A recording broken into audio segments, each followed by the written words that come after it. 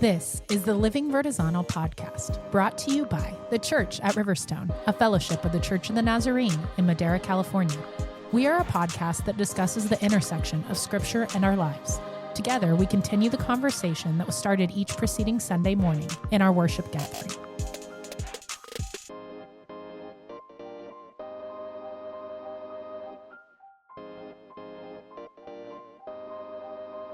Hi, everybody. I'm Nick. And I'm Natasha. And we are the Living Vertizontal podcast with you this week to continue this journey that we have been on through the Gospel of Luke together. As a quick reminder, last week we looked at Luke chapter 10, verses 25 through 37, where we moved into Jesus' parable on the Good Samaritan as Jesus was responding to an expert in the law who asked him a question about inheriting eternal life and what he must do. As a result of the interaction between Jesus and the expert in the law, we discussed how Jesus uses questions and parables to slow us down and to allow a truth to move beyond head knowledge and into heart knowledge, increasing the likelihood of transformation. From the parable, we heard Jesus' invitation to go and do likewise, to participate in the kingdom even now, open to interruptions and opportunities to care for those around us as an active reflection of the heart of God. And this week we are going to be finishing Luke chapter 10 with a look at Luke 10, 38 through 42. And in this passage, we see an interaction between Mary, Martha, and Jesus. I'm going to be reading this passage for us today. So here we go. Luke chapter 10, verse 38. As they traveled along, Jesus entered a village where a woman named Martha welcomed him into her home. She had a sister named Mary, who sat at the Lord's feet listening to his message. But Martha was distracted by all the preparations to be made. She came to Jesus and said, "Lord, do you not care that my sister has left me to serve alone? Tell her to help me." "Martha, Martha," the Lord replied, "you are worried and upset about many things, but only one thing is necessary. Mary has chosen the good portion, and it will not be taken away from her." So that's our passage for today. And before we jump into kind of the discussion proper about what we're seeing here, as usual, it is important for us to kind of orient ourselves to where we're at in the story that Luke is telling, the narrative that Luke is telling about Jesus' life. Because remember, that's what a gospel is. It's an ancient biography about Jesus, told from the perspective of somebody, right? And so the somebody... Or many somebodies. Or many in this somebodies, case. yeah. That somebody is from the tradition of Luke. And so we have... Luke has an intention for how he's telling it, the order that he's telling things in. And in Luke's narrative, we are arriving at Mary and Martha's house, which if we pair it together with other gospels, we know that they live in Bethany, which is a couple miles outside of Jerusalem. And as we led into this story of today, we know that Jesus has been on a journey for some time. Since the moment of transfiguration, he resolutely set out from Galilee to Jerusalem, going through Samaria. So we've spent a lot of time talking the last couple weeks on this journey through the territory of Samaria. And now we know, while he's not in Jerusalem specifically and explicitly, he has... Like his journey is kind of done. He's right on the outskirts of Jerusalem, and so this resolute setting out that he had began at the Mount of Transfiguration towards Jerusalem, the journey is over, and so that's kind of what we're coming into as we read this passage is Jesus's arrival. Even though the cross is still off in the distance, Jesus has completed that large journey. And now there's some stuff that's going to take place ahead of the cross. And this is just the beginning of that stuff. And so with that, what are we seeing? What's standing out to us as we jump into this passage? So I've read this passage many times, and oftentimes I think about, okay, so this is a criticism of kind of Martha and Mary. Mary is doing the right thing here. And so it's always kind of Martha's viewed in this a little bit of a negative light. Mary's viewed in a little bit of a positive light. But this time, as I was reading this, something different jumped out at me. And that is that in the opening verse of today's passage, we read that Martha welcomed him into her home. Mm-hmm. So Martha's hospitable nature is the only reason that Mary even had the opportunity to sit at Jesus's feet. And so before we get into critiquing Martha for her busyness, for her focus on hospitality, I want to first just say that her hospitality is a God-given gift. And it's something that is so important and essential, because if Martha is not hospitable, then the opportunity to be in Jesus's presence is not even available. Yeah, that's really good, and something I've never thought about as we come to this passage. But when I think about where we've been, or where Jesus and his disciples have been, like, they've been on this really long journey. They've experienced rejection on this long journey. They tried to find a place to go in Samaria, and they were told, no, you can't be here. Move on. We don't necessarily know if there was any other rejection or acceptance that happened subsequent to that, but we know that they did experience rejection on this journey. And so they've been on this long journey. They've experienced rejection. They haven't even been the recipients of any kind of hospitality like this. And so on their arrival, like, Martha is playing a critical part in this encounter to even take place. Like you point out, like, without her recognition of his arrival and the opportunity to extend an invitation into her home, this story doesn't take place. And so just like I am regularly, or we have regularly been very critical of Peter and are very quick to jump to, man, this is where Peter missed it. This is how Peter messed up. I feel like I often come to this passage and look at Martha, and then I look at Mary and I say, well, this is where Martha messed up, and this is how Mary did things right. And even in the preparation of the midweek meditations, I think I came to this passage in the same way, with the expectation that, like, Martha has missed something and Mary has not. But at the very outset, Martha hasn't missed something. Martha has seen. Martha her eyes were open. And much like we talked about last week about being willing to be inconvenienced by the circumstances that present themselves, we have no idea what was going on, what they may or may not have been in the middle of. But we do know that regardless of what it was, Martha saw his arrival and invited him in. She was willing to be interrupted. So in a way, in this initial invitation, she herself is, in fact, reflecting the heart of God. And that's a pretty big deal. And I think it's important for us to hold that, even as we eventually move into the conversation about maybe where Martha kind of missed it. I guess in a way, it's good for us to remember, for me, as I hear this example that Martha got it, at least at the beginning, reminds me that just because we get it at one moment doesn't mean we're always going to get it. It doesn't mean that every subsequent moment after that we will get it. And just because we miss it at one moment, because it doesn't say that Mary invited him in, but just because we miss it at one moment doesn't mean we won't get it at another moment.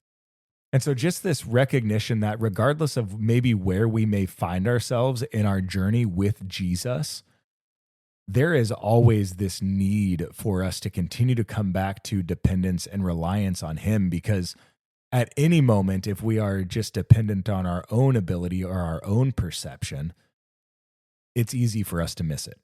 Maybe we don't every time, but I guarantee you we don't hit the mark every time either. And so that's just a demonstration of how important dependence is. Yeah, definitely. And so after Martha's extension of hospitality to Jesus, we come upon the scene now where Mary is sitting at Jesus's feet, listening to him share the gospel message and just listening to him teach. And she's hanging on every word. And in this moment, Mary chooses margin. She chooses rest. She chooses Sabbath. She chooses to listen and just be in the presence of Jesus, which in our very busy and hurried culture is the atypical thing to do. Therefore, there's a lot for us to learn from Mary's example here of just being in the presence of Jesus and choosing that despite the many things that need to be done around her. Yeah, well, and not just that, so we talked about how Martha welcomed him in, and that is, culturally speaking, the expectation, right? For in this particular situation, the woman is expected to provide for the hospitable needs of somebody who is coming in. So whether it's the inviting or not, that's one thing, but definitely once they are in the home, it is the woman's role to make sure that they have the ability to wash, they have the ability to relax, they have the ability to eat, they have the ability to drink. It is the woman's role in this cultural time to provide in that way. That's what the hospitable response looks like. And on the flip side, for a male, the hospitable response in this moment, when somebody of Jesus's stature comes to town, is to sit at his feet. And so we have two women, both walking into a hospitable role, but maybe opposite hospitable roles, right? One of them acting as a woman ought to when this situation occurs, and one of them acting in direct opposition to how a woman ought to. It is the men who should be sitting at his feet. And so even in Mary, how you were talking about, choosing to create the margin and leave the space and sit at his feet and set aside those other distractions or that busyness that might exist. Even in her doing that, she's doing things in an upside down way.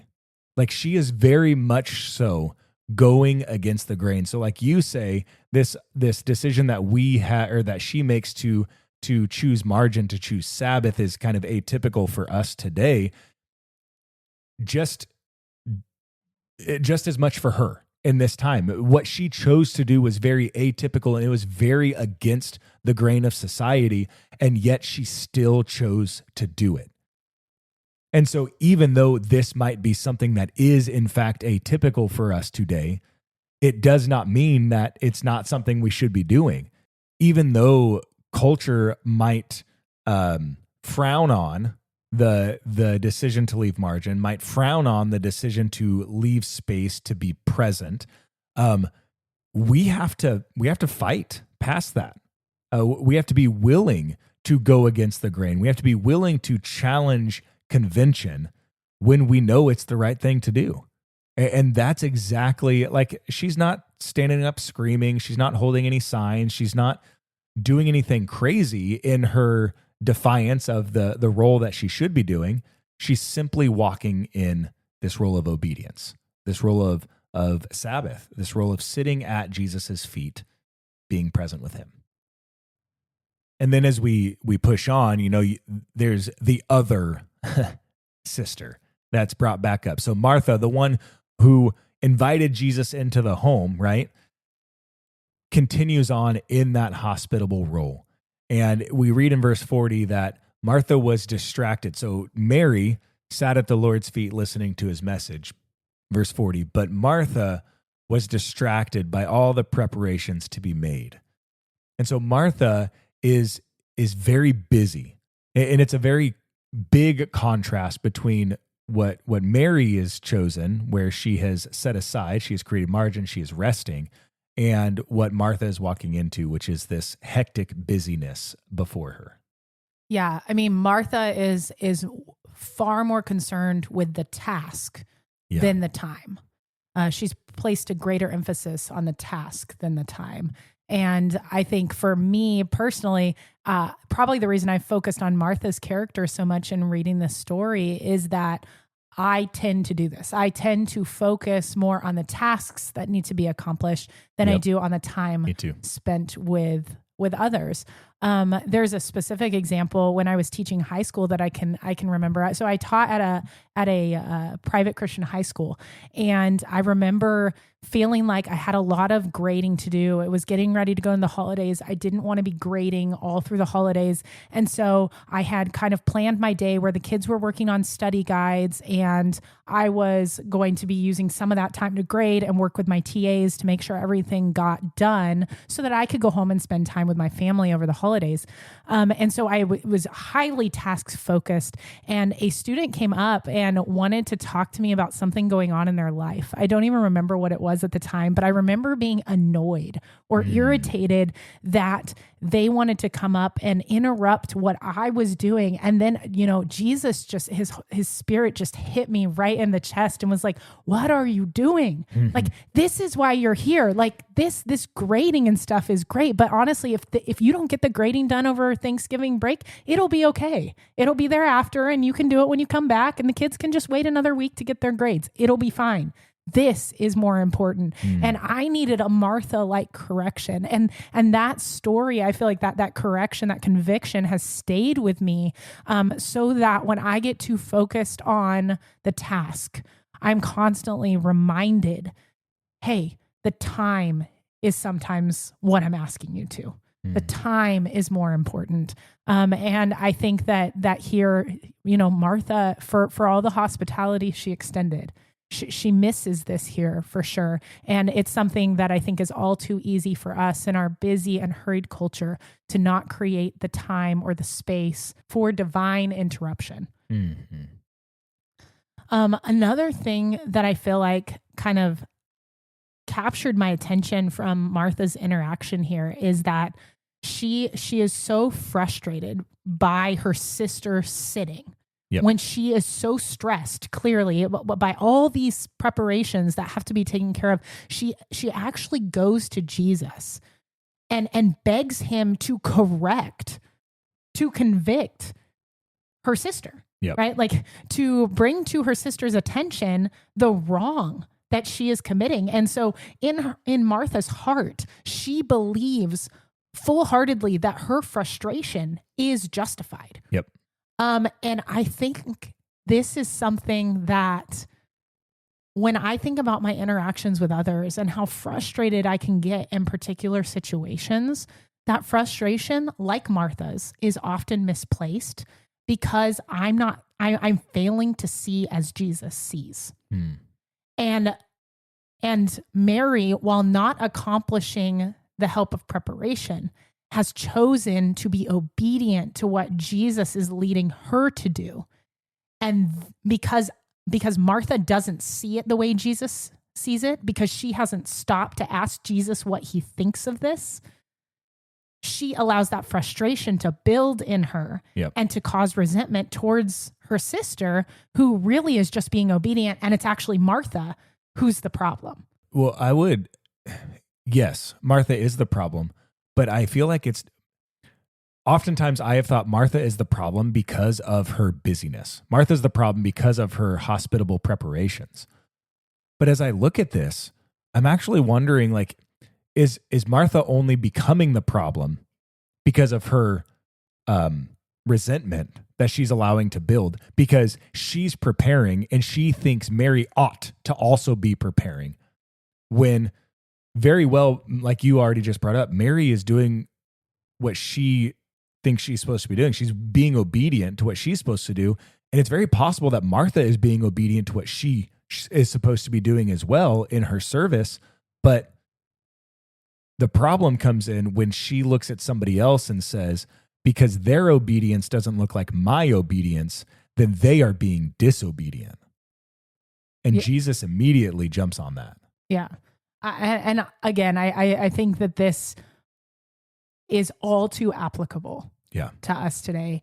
How often, because we fail to see something as Jesus sees it, yes, because we fail to see others' call, because we fail to see the heart of others, because we miss what Jesus sees, or we don't even ask how Jesus views something. Mm-hmm. We allow our frustration to build and build and build, and then it spills out in this misplaced resentment toward another, or this misplaced anger toward another. And I think that this is a caution for us, that we have to be reminded that if we didn't check our frustration with Jesus first, hey, is this a righteous anger? Yes. Is this a righteous frustration? Is this a God-given frustration? Then if we haven't taken the time to check that, we need to be really, really careful about how we allow that to shape our reactions. Yeah, I think you bring up two very important things. And the first one is that idea of task over time. And as I was thinking about it was like our culture is so rooted in task, or the word that I thought of was production. Like we have to be productive in order to be valuable, in order to have a purpose, in order for anything like meaningful, we've got to be productive. And so as a society, we are so focused on production over presence. So you've got your P's or your T's. P's or T's. You choose which one makes the most sense to you. But I mean, that was really resonating with me. Part of our midweek meditations was an invitation to fill out this table, kind of thinking through the different things, essentially Martha's assumptions, Jesus's correction. And this one of the assumptions that is listed as busyness proves my devotion. And then Jesus's correction is this idea that distraction steals dignity. And as I thought about that, I thought about just how often I focus on productivity over presence. It is almost a daily thing, specifically with our oldest son, Finnick, for me, because he is regularly coming to me because he only goes to school for a half a day. And so he's with us for half of our workday. And he is regularly coming up in the middle of the workday and trying to show me something or trying to ask me something. And I am regularly kind of pushing him off to the side in the name of productivity, rather than granting the opportunity of presence with him. And as I do that, like I am robbing him of dignity. I am robbing him of seeing him as an equal and viable and vital piece of my life, because I'm shoving him to the side. I'm saying, you're less important than this thing that I have right here. And I got to be honest, if I genuinely think about it, instead of just in the moment where I'm focused on productivity over presence, if I actually look back at a situation, I can guarantee you there is very little that is more important than my son. Like very little that I do as a job conversation that is more important than my son, if anything. And so I feel like, man, I am very checked in this. And I've got to evaluate at every step, man, in this moment, am I focusing more on my productivity or am I focused more on my presence? When we sit at the dinner table together, I know I think I've gotten better at this, but I used to be terrible at, I would have my phone out the entirety of dinner, responding to emails, keeping up with something that I was looking into. Some of it didn't even matter. Like it was just looking at a score to a game or something. But it was like I was so task oriented, I wasn't giving my family the time. And when we do that, we are robbing them of dignity. We are demonstrating to others that they are somehow less important than what I am doing right now. And that's not the kind of message that Jesus has communicated up to this point in Luke, nor is it the kind of the message that he communicates as we will continue on in Luke. Jesus is so time and or presence oriented that we need to reevaluate our priorities as a culture, for sure. Especially those of us who say we are following Jesus or we want to model our lives after Jesus or we call ourselves Christian. Like, we really need to evaluate our priorities and probably do some restructuring here. Yeah. And, this idea is affirmed by Jesus when he responds to Martha's complaint. He essentially tells her, hey, there's only one thing that's necessary, and it is time over task. It is presence over productivity. Jesus values the time spent with him the most. Yes. That is the most important thing. Every act of service that we perform, every task that we perform, it should be something that spills out of our time spent in his presence. Yeah. And he is so much less concerned about our volunteering for programs or planning workshops or trainings or attending conferences or being a part of all these different groups or teaching Sunday school, volunteering in the nursery. He is so much more concerned with your time, our time spent in his presence than he is with all of those tasks, because apart from him, independent of him, we are incapable of performing those tasks in a way that is kingdom minded. Yeah. And so that first thing we've addressed with this conversation of, presence over productivity or time over task. But the second thing that you brought up that is super important for us in this conversation that Jesus is having, or this interaction that Jesus is having with Mary and Martha, or with Martha in reference to what Mary has done, is this conversation of focus and where Martha's focus is in the midst of the tasks at hand, or in the midst of what is going on around her. So Martha, rather than being focused on, this what she thinks she ought to be doing, which is the caring for the hospitality, the feeding or the cleaning or whatever of those around her, she is focused on how Mary is not participating in what she thinks she ought to be doing.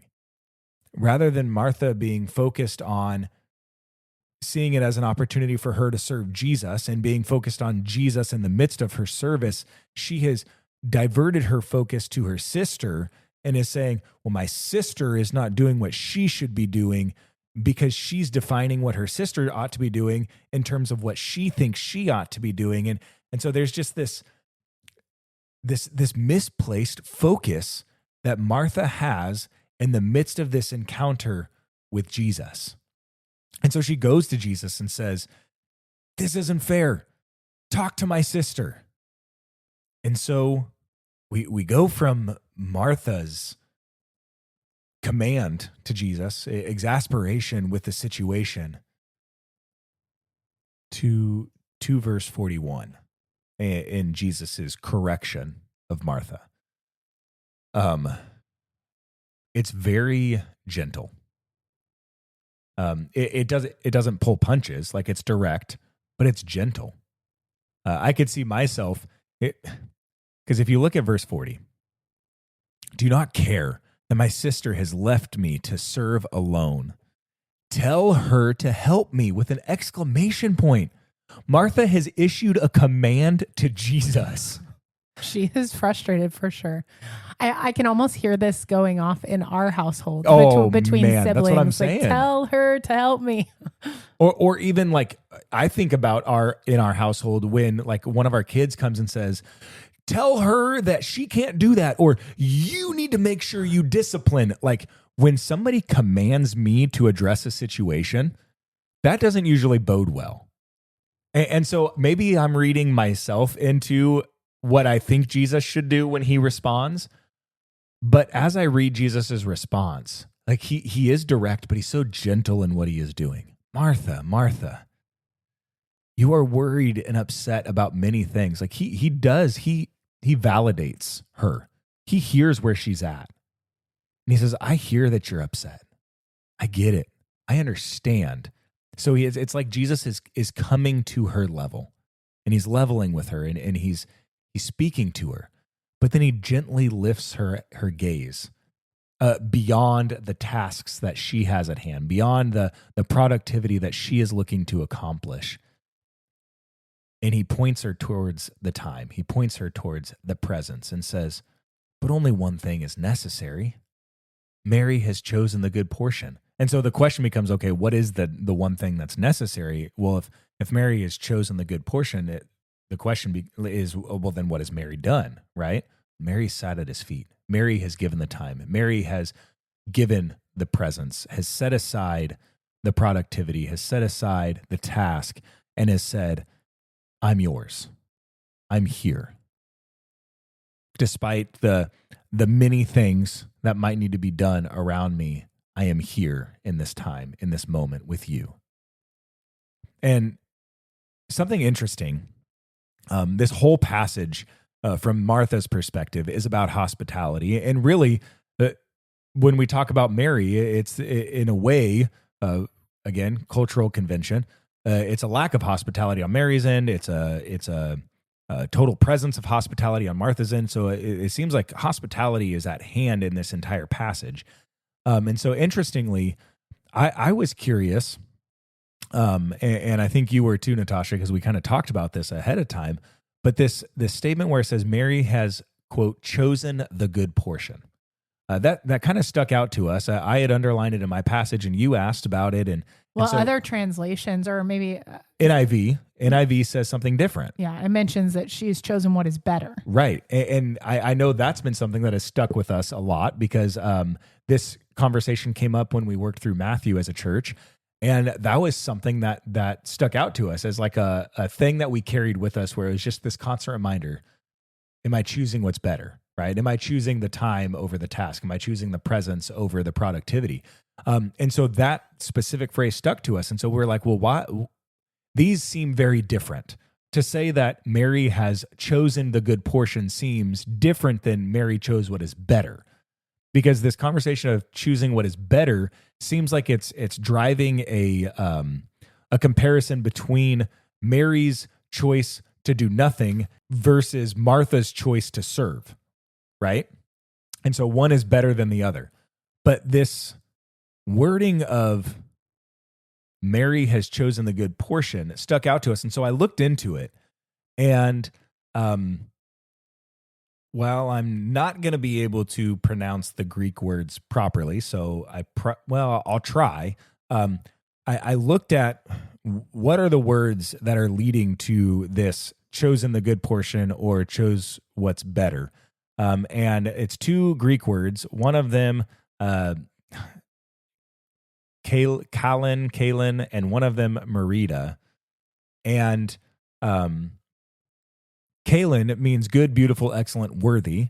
And Merida, I don't know, means portion, share, allotment, inferencing or inferring like a meal being served to you. And so when you think about it in those terms, this theme of hospitality definitely comes forward, not just from the side of Mary and Martha, but from the side of Jesus.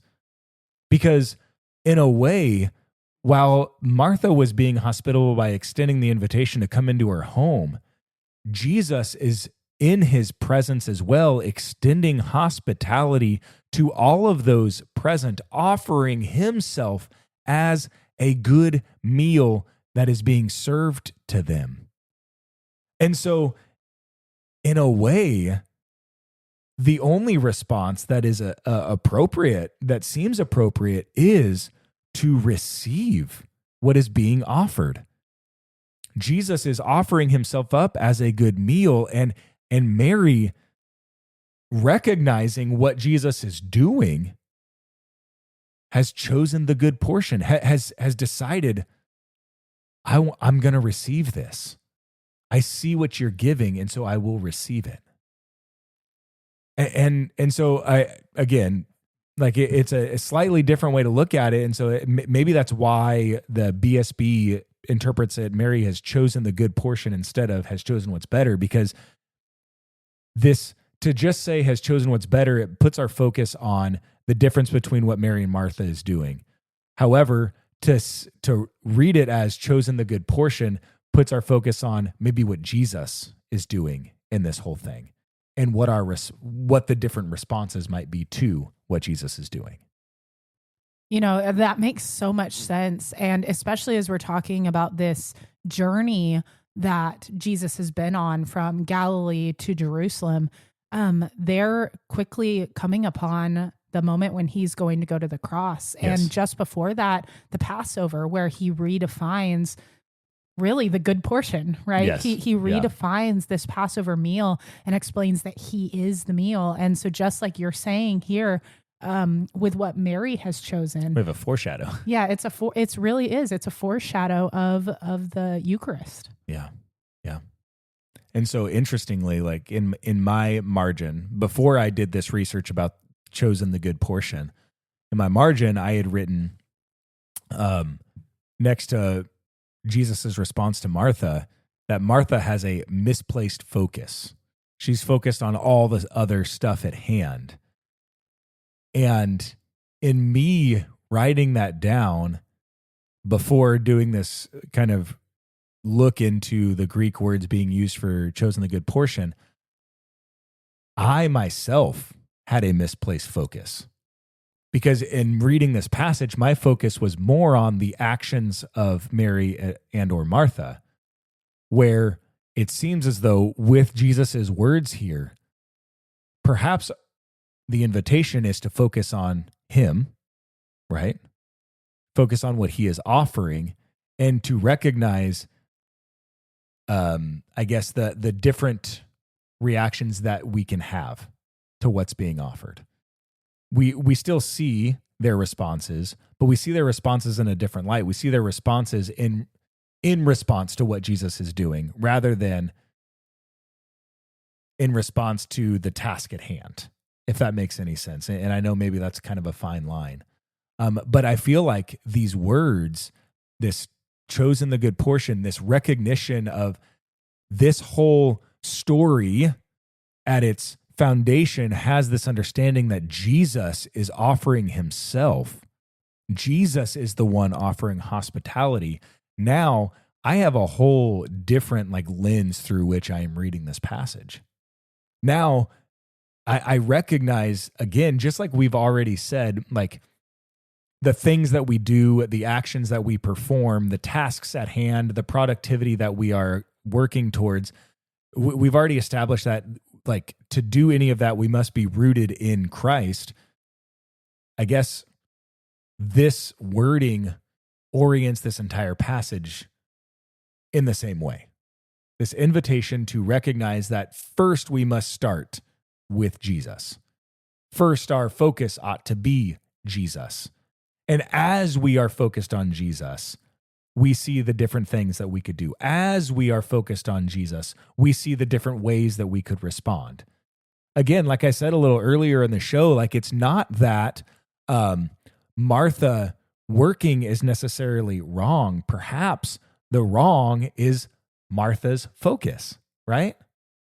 Martha being more concerned about what Mary is or is not doing, rather than just saying, well, I am doing this because that is what I understand as the obedient thing for me to do. And she is doing that. And it must be that she is doing that because she understands that is the obedient thing for her to be doing right now.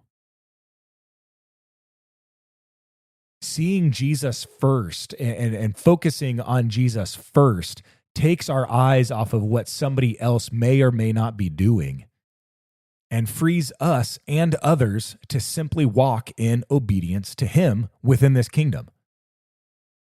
It might look different, and I think this story is communicating that to us. Obedience might look different for different people, but it is no less obedient, right?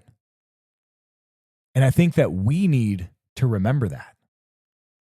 And so maybe this week, as we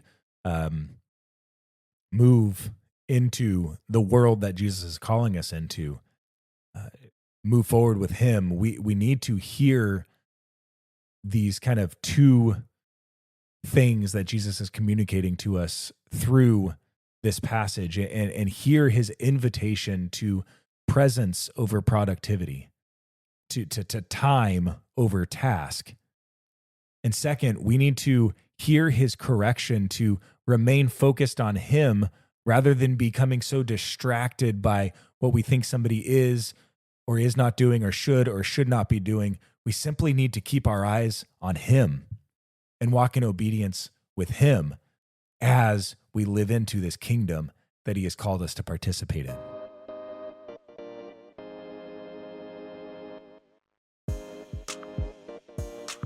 It has been a good journey through Luke so far, and we will be back to Luke after the Advent season.